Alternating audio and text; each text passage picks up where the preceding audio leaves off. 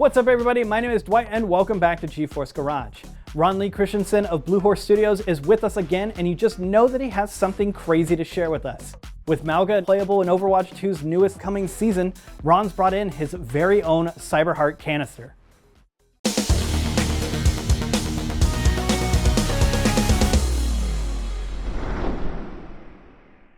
Well, welcome back to GeForce Garage, Ron. I'd say, it's been a long time, but it really hasn't, has it? No, it hasn't. So what did you bring us today? I brought you Mauga's cybernetic heart canister from Overwatch 2. How did this project get started? Blizzard reached out to us a few months back and said they had a special project for BlizzCon this year. They're announcing a new character, and they had something special that they wanted to show off at BlizzCon. They sent us over a OBJ file, which is a 3D printable file. So I took that file, sent it off to my CAD designer to make it into a 3D printable model to where we can actually put a PC inside of it. From there, he started sending the files over one by one, and I didn't even know what I was printing at that point because the model was like 40 different pieces. So right. I'm printing all these things together and trying to put them together as I'm printing them. I'm like, hey, how does this all seam together? He's sending me over an instruction sheet as we're going. This wasn't just like you got a file for the top piece, file for the middle, and a file for the bottom. No, I mean, the base definitely would not fit on the print bed, and try to print that in one solid piece, even if you had a large enough print bed, you're probably talking maybe 15, 20 days to print a part like this, Wow. this big, So we decided just to slice everything up and then quarter it. And then as the other parts are printing, we're sanding things. The printers were going nonstop. We have about 11 printers in the shop right now. Holy cow. And they were working overtime.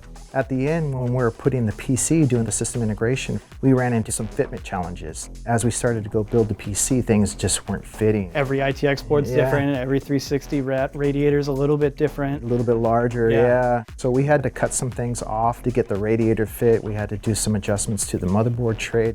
We kind of ran into some challenges there, but I think we got it figured out. So I know that there is a lot of post-processing to do after a 3D print because there's a lot of layer lines, you can't just put paint directly on it. No. So can you tell me a little bit about the post-processing? So I start with like a 60 grit sandpaper just to get all that rough kind of layer off, and then go to 80 to 120 to 150 to get it pretty smooth. And then from there I take it to the paint booth and do 4 or 5 coats of primer filler. After everything is cured, we take it back into the shop, do a wet sand to sand down that primer coat to give it like a nice glass finish.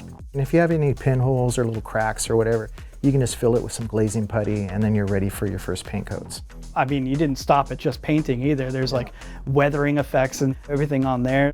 We basically did a aluminum base coat and then went over the top of that with our color coat. And then we went back in with sandpaper and removed the color coat to go back down to the aluminum coat.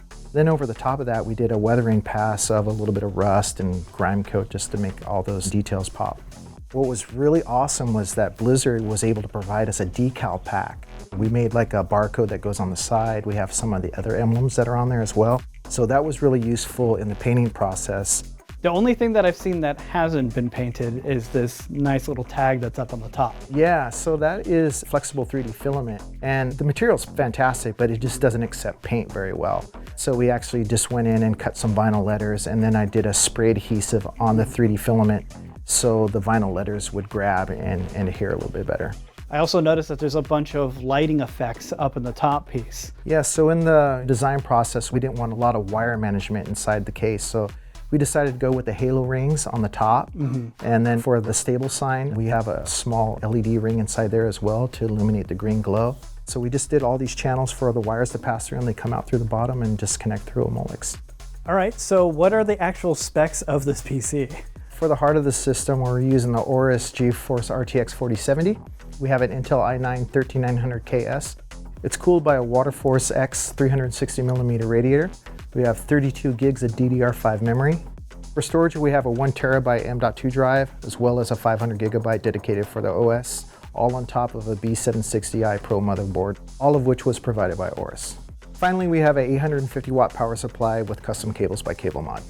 Well, thanks, Ron, for coming by and showing us your latest build. It's always great having you. Yeah, thanks for having me. Another incredibly impressive build, Ron. I always love seeing what you bring into the studio. If you guys enjoyed this type of video and would like to see more, be sure to hit that subscribe button down below, and I'll see you for the next one.